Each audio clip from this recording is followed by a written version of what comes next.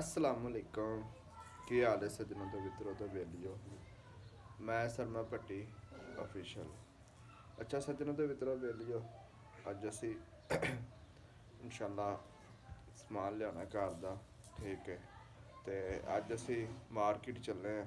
ठीक है, तो मार्केट विखावे उत्थे जाके समान का की रेट होंगे। ठीक है, इत्थे एक माफिया वड्डी बैठी है।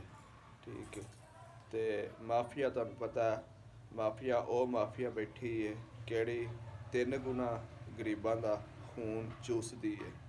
ठीक है, तो उस तो बाद तुहानू मार्केट जाके दिखाने कि इत्थे दा की रेट हुंदा है ते उत्थे दा की रेट हुंदा है।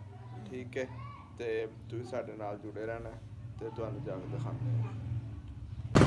लो जी फुल्लां लियो मार्केट आ गए हैं, बर्तनों की मार्केट।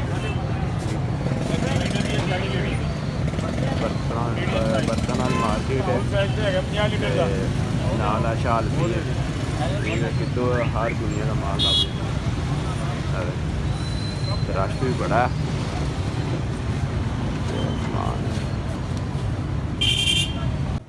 लो जी जनाब जी, इत्थे आ गए असीं सब्जी मंडी। सब्जी मंडी कह रहे हैं, अकबरी मंडी आ गए हैं।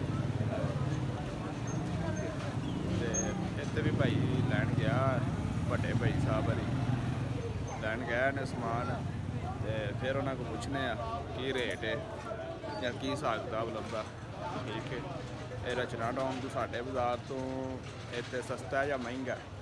मैंने तो लगता है इतने सस्ता ही होना है, महंगा नहीं होता, तकरीबन फर्क ही होना है। और इतों जाके उत्थे बेचते हैं, वो भी अपना मुनाफा कटते हैं, फिर दुकान का खर्चा भी कटते हैं, सारा कुछ कटते हैं, क्योंकि मुझे लगता फ़र्क तो होना ही होना है। ठीक है, चलो फिर भी भाई आते हैं, भाई पुछ लें, तुहानू दिखाने।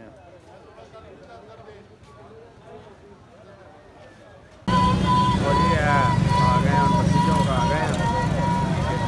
इतने फल फ्रूट सब्जी मंडी हो के आ गए हैं। उत्थे भी हिसाब का एक माफिया ही बैठा, लेकिन उत्थे भी इन्ना फर्क नहीं है। भाई को मैं पूछे ना, कहता इतना फर्क नहीं है, थोड़े फर्क है, लेकिन कितना फर्क है सी वो चीज़ा लै दूजा जे दूजा उत्थे जाके लै लाँगे अपने बाजार से।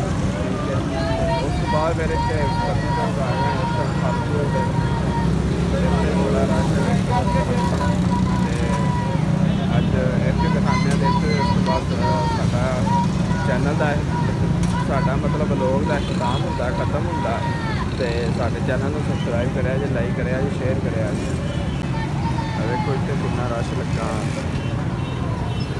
इतने भी बड़ा रश लगा रोजे ना, तो इन्होंने भी बड़ी हर चीज़ महंगी की इन्ना फल फ्रूट वाले सारे ने।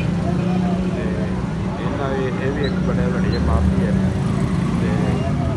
पहले वो वकील साहब हरी सी वो कह रहा सी, कहते ने इन्ना फल का बाई कार्ड नहीं करता, बल्कि इन्हों को पहले किन्ना को समान लेना उनके को रेट लिस्ट चैक करनी, मतलब सरकारी रेट लिस्ट चैक करनी, रेट लिस्ट चैक करके उस तो बाद फिर ना इन्हों को समान लेना। जोड़ा नहीं रेट चैक करवाता 15 ते कॉल करो।